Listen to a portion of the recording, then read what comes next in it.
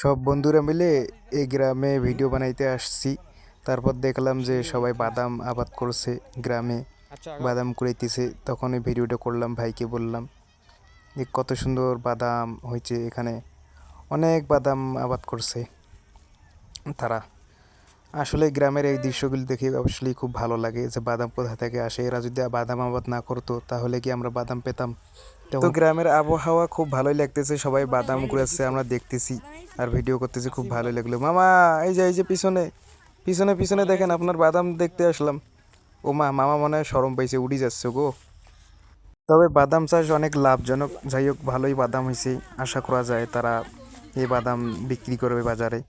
তারপর অনেক ঘোরাঘুরির পর আমরা এখন আবারও চলে যাচ্ছি সামনে সামনে আবারও ভিডিও তৈরি করব, তার কারণে আমরা এখান থেকে চলে যাচ্ছি।